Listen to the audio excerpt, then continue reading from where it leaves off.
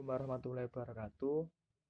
Pada kali ini, alhamdulillah kita diberi kesempatan untuk melanjutkan mata kuliah Qawaid Al-Fiqhiyah dengan judul Kaidah-kaidah khusus tentang skala prioritas dan beserta contohnya.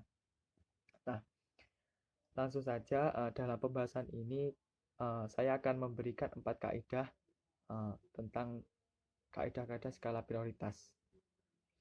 Sebelum lanjut ke empat kaidah, sebelum lanjut kepada kaidah 4 tersebut, alangkah baiknya kita memahami pola dalam menentukan skala prioritas. Dalam kehidupan ini, sering kita dihadapkan pada pilihan-pilihan yang tidak mudah. Pilihan-pilihan itu dihadapkan kepada kita baik dalam masalah-masalah yang bersifat individual, kehidupan keluarga, maupun masyarakat. Sering juga dihadapkan oleh para pemimpin negara, bahkan pemimpin dunia. Pilihan mana yang akan diambil mengacu kepada nilai-nilai yang dianut oleh yang bersangkutan tentang keyakinan akan kebenaran, kebaikan, kemaslahatan, dan hati nuraninya. Yang tersimpul dalam kearifannya menentukan pilihan. Kesalahan dalam mengambil pilihan mengundang akibat-akibat tertentu yang merugikan bagi kehidupannya. Sebaliknya, ketepatan dalam menentukan pilihan akan membawa kemanfaatan. Kalau tidak pada waktu sekarang, ya manfaatnya akan tiba pada masa yang akan datang. Karena manusia itu terikat oleh ruang dan waktu, maka pilihannya pun terikat oleh ruang dan waktu. Dalam hal ini, pilihan-pilihan tersebut mengedepankan skala prioritas. Mana yang harus didahulukan dan mana yang diakhirkan. Mana yang lebih penting dan mana yang kurang penting. Mana yang mendesak dan mana yang tidak begitu mendesak. Mana yang menyangkut pribadi atau keluarga dan mana yang menyangkut orang banyak. Makin besar ruang lingkup masalah yang dihadapi, maka makin besar pula tuntutan kearifan dalam menentukan pilihan dan makin besar resiko yang dihadapi apabila salah menentukan pilihannya. Serta makin besar manfaat yang diraih apabila tepat dalam pilihannya. Nah, pilihan-pilihan baru harus dilaksanakan apabila tersedia dua atau lebih alternatif yang berujung kepada keputusan yang diambil dengan memiliki salah satunya. Tetapi ada juga manusia yang dihadapkan kepada satu-satunya pilihan, yaitu dalam keadaan terpaksa atau dipaksa. Yaitu suatu kondisi yang kehendak bebasnya sudah tidak ada. Dalam hal ini, yang harus dia usahakan adalah bagaimana mengurangi atau menghilangkan keadaan terpaksa atau dipaksa tadi. Kemampuan memilih secara tepat juga berarti menempatkan sesuatu pada tempatnya. Inilah cara keadilan menurut para ulama. Nah, di sini saya akan menjelaskan tentang kaidah skala prioritas. Yang pertama adalah dar'ul mafasid muqaddamu 'alal jalbi masolih, yang artinya menolak kemafsadatan didahulukan daripada meraih kemaslahatan. Nah, kaidah ini menegaskan bahwa apabila pada waktu yang sama kita dihadapkan kepada pilihan menolak kemafsadatan atau meraih kemaslahatan, maka yang harus didahulukan adalah menolak kemafsadatan. Karena dengan menolak kemaslahatan berarti kita juga meraih kemaslahatan. Sedangkan tujuan hukum Islam ujungnya adalah untuk meraih kemaslahatan di dunia dan di akhirat. Nah, kemaslahatan membawa manfaat bagi kehidupan manusia, sedangkan mafsadat mengakibatkan kemudaratan bagi kehidupan manusia. Apa yang disebut dengan maslahat memiliki kriteria-kriteria tertentu di kalangan ulama, yang apabila disimpulkan kriterianya adalah sebagai berikut. Yang pertama, kemaslahatan itu harus diukur kesesuaian dengan maqasid syariah, dalil-dalil, semangat ajaran, dan kaidah kuliah hukum Islam. Yang kedua, kemaslahatan itu harus meyakinkan dalam arti harus berdasarkan penelitian yang akurat hingga tidak melakukan lagi. Yang ketiga, kemaslahatan itu harus memberi manfaat bagi sebagian besar masyarakat, bukan pada sebagian kecil masyarakat. Yang keempat, kemaslahatan itu memberi kemudahan, bukan mendatangkan kesulitan dalam arti dapat dilaksanakan. Dalam kehidupan ini, pada umumnya ada campuran antara manfaat dan mudarat. Dalam hal ini, kita wajib memilih yang manfaatnya lebih besar ketimbang mudaratnya atau dosanya. Seperti ditegaskan dalam Al-Quran, bahwa dalam khamr dan judi ada manfaat dan mundurutnya, tetapi mundurutnya atau dosa lebih besar dari manfaatnya. Terdapat dalam Quran surat Al-Baqarah ayat 219. Nah, oleh karena itulah khamr dan judi diharamkan oleh syariat Islam. Ayat tersebut juga mendukung kepada kaidah menolak yang mafsadah didahulukan daripada meraih maslahat. Apa yang disebut kejahatan-kejahatan dalam fikih jinayah atau hukum pidana Islam juga antara lain menggunakan kaidah ini. Sebab para penjahat itu seharusnya mendahulukan menolak mafsadah, yaitu perbuatan yang diharamkan daripada meraih manfaat dan kejahatannya. Alhasil, maksud kaidah ini adalah apabila adanya benturan antara menghilangkan sebuah kemafsadatan dengan sesuatu yang membawa kemaslahatan, itu harus didahulukan menghilangkan kemafsadatan. Ketika ada pertimbangan bahwa mafsadatnya lebih besar dari maslahatannya atau berimbang antara keduanya. Akan tetapi, ketika mafsadat itu lebih kecil dibandingkan dengan maslahat yang akan ditimbulkan, maka yang didahulukan adalah sebaliknya, yaitu lebih mengedepankan memilih maslahat daripada menjauhi mafsadat. Hal-hal yang dilarang dan membahayakan lebih utama untuk ditangkal daripada berusaha meraih kebaikan dengan mengerjakan perintah-perintah agama. Sementara di sisi lain, kita membiarkan terjadinya kerusakan. Kita langsung saja kita lanjutkan ke kaidah yang kedua, yaitu al-maslahatu ammah muqaddamu ala maslahatil khosoh, yang artinya kemaslahatan yang umum lebih didahulukan daripada kemaslahatan yang khusus. Nah, kaidah di atas menegaskan bahwa apabila berbenturan antara kemaslahatan umum dengan kemaslahatan yang khusus, maka kemaslahatan yang bersifat umum yang baru didahulukan. Karena dalam kemaslahatan yang umum itu terkandung pula kemaslahatan yang khusus, tetapi tidak sebaliknya. Banyak contoh tentang hal ini, diantaranya jihad fisabilillah.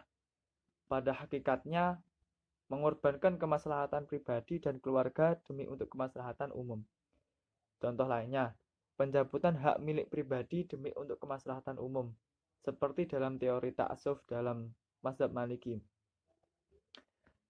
yang membolehkan pemerintah atau pengadilan merampas hak milik pribadi yang digunakan untuk kejahatan.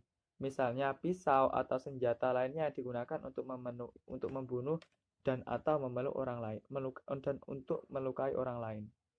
Lanjut ke kaidah skala prioritas yang ketiga, yaitu idza ta'aradul mafsadatani ruya dumuha darara birtikabi akhafihima. Yang artinya apabila dua hal mafsadat bertentangan, maka perhatikanlah yang mudaratnya lebih besar dengan melaksanakan yang mudaratnya lebih kecil. Nah, kaidah ini menegaskan tentang pilihan terbaik di antara yang buruk. Kemudaratan ini bisa ditentukan oleh nas, yaitu seluruh perbuatan yang dilarang oleh agama adalah mudarat. Izzuddin bin Abdul As-Salam menyebutkan bahwa seluruh yang haram dan yang makruh adalah mafsadah. Hanya kadar mafsadahnya yang berbeda. Sudah barang tentu kemaslahatan yang diharamkan lebih besar daripada yang dimakruhkan. Selanjutnya, Izzuddin menegaskan bahwa sesungguhnya kemaslahatan dunia dan akhirat tidak bisa diketahui kecuali melalui syariah. Apabila ada kesamaan, maka harus dicari dalam dalil-dalil syara, yaitu Al-Quran dan As-Sunnah, ijma ataupun qiyas, yang diakui serta mencari dalil atau istidlal yang sahih. Adapun kemaslahatan dunia semata-mata sebabnya serta mafsadah-mafsadahnya bisa diketahui dari kemudaratan, pengalaman dalam kehidupan, adat kebiasaan, dan perkiraan yang diakui kebenarannya. Langsung ke contohnya, membuat aturan lalu lintas itu memudahkan karena membatasi kebebasan seseorang dalam melakukan perjalanan. Nah, tetapi membiarkan manusia tanpa pengaturan lalu lintas lebih mudarat lagi, sebab bisa menimbulkan ketidaktertiban, menimbulkan korban, harta jiwa, dan lain-lain. Memilih atau menunjukkan seorang pemimpin sering membawa kemudaratan, tetapi dengan tidak adanya pemimpin lebih mudarat lagi. Itu contoh yang kedua. Contoh yang terakhir, mencuri makanan orang lain atau memakan bangkai dalam keadaan kelaparan. Maka yang harus dipilih adalah memakan bangkai karena lebih ringan mafsadatnya. Nah, dari contoh-contoh di atas yang harus diusahakan adalah bagaimana dan cara apa yang bisa lebih mengurangi kemudaratan-kemudaratannya. Seperti untuk kepemimpinan ditentukan kriteria-kriterianya baik yang berhubungan dengan kualifikasi moral seperti amanah, keadilan, dan kejujuran, maupun kualifikasi kemampuan serta program-programnya yang berorientasi kepada kemaslahatan rakyatnya dan menghindarkannya dari kemafsadatan. Lanjut ke kaidah skala prioritas keempat, yaitu muro'atul maqasidi muqaddamu ala ri'ayati wasaili abadan, yang artinya menjaga atau memelihara tujuan selamanya didahulukan daripada memelihara cara atau media dalam mencapai tujuan. Nah, dalam hukum Islam ada dua hal yang harus dibedakan, yaitu al-maqasid atau tujuan dan al-wasail atau cara mencapai tujuan. Nah, tujuan adalah meraih kemaslahatan dan menolak kemaslahatan. Untuk meraih kemaslahatan, ada cara-cara atau media yang menyampaikan kita kepada maslahat, disebut fatu zaroi atau membuka jalan. Sedangkan cara untuk menghindarkan diri kepada mafsadat disebut satu zaroi atau menutup jalan. Tujuan itu sendiri bertingkat-tingkat, mulai dari yang sangat abstrak seperti mencapai keridhaan Allah, kemudian kemaslahatan hidup dunia dan akhirat. Selanjutnya terwujudnya maqasid syariah, yaitu memelihara agama, umat, diri, akal, keturunan, dan harta. Hukum-hukum yang wajib atau sunnah dalam setiap perbuatan adalah fatu zaroi, menuju yang maslahat, yaitu maqasid syariah. Surat wajib dan sunnah, puasa wajib dan sunnah adalah cara untuk menuju pemeliharaan agama. Demikian pula wajibnya persatuan dan ukhuwah, makan makanan yang halal dan bergizi, menuntut ilmu nikah dan usaha yang halal, semua itu tertuju kepada maqasid syariah. Sebaliknya, segala yang diharamkan, semua itu menuju kepada mafsadah, disebut satu zaroi. Seperti dilarang menghina Tuhannya, orang-orang yang tidak beragama Islam, adalah agar mereka tidak menghina Allah. Dilarangnya ada dua imam dengan makmum yang sama sekalipun dalam surat Khauf adalah satu zaroi, agar tidak terjadi perselisihan dan pertengkaran. Nah, para ulama juga lebih menerima bahwa cara-cara yang tidak bisa selanjutnya menjadi maqasid atau tujuan antara. Contohnya, sholat jadi maqasid tujuan antara, sedangkan menghadap kiblat jadi syarat dan juga wasilah. Maka sholat tetap dilakukan atau dilaksanakan sebagai maqasid walaupun tidak tepat betul menghadap kiblat. Sholat Jumat adalah maqasid, sedangkan larangan jual beli pada waktu mulai digunakan azan sholat Jumat adalah wasilah yang berupa satu zaroi, agar orang tidak melakukan kesibukan lain pada waktu digunakan azan sholat Jumat selain antara laki-laki dan wanita yang bukan mahramnya adalah satu zaroi, agar tidak terjadi fitnah. Nah, untuk kesimpulannya dari materi ini adalah agar supaya kita dalam kehidupan ini menentukan skala prioritas dengan tepat. Mungkin cukup sekian. Apabila nanti ada pertanyaan atau sanggahan atau kritikan, mungkin nanti kita lanjutkan di sesi selanjutnya, yaitu sesi diskusi. Saya cukupi. Apabila ada kurang lebihnya, saya mohon maaf. Wabillahi taufiq ila aqwamit thoriq. Assalamualaikum warahmatullahi wabarakatuh.